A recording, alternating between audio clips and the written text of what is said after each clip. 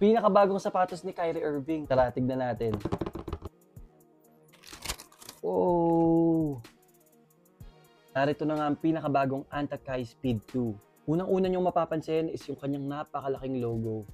Engineered mesh yung kanyang uppers. Makikita nyo dyan yung parang mga tribal patterns. Soft mesh naman yung kanyang tongue. Yung napakaangas ng kanyang padding sa loob. Ito siya. Meron din siyang heel cushioning sa loob tulad ng ibang Kyries. Sa heel area, makikita nyo rin yung logo ni Kyrie. Tapos matigas siya.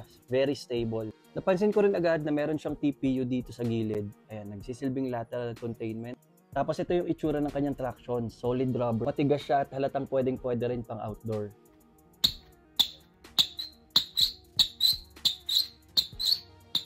Yung fitting nga pala nito is medyo similar sa mga Kai team, yung budget shoes ni Kyrie. Medyo may pagkamahaba pero snug ang feeling. Kaya I suggest mag true to size lang kayo dito. Tapos ito nga pala ang SRP niya. At guys, napakarami pang ibang colorway. Kung nagustuhan mo tong video, sana mag-follow ka. At abangan nyo dahil gagamitin pa natin to sa course.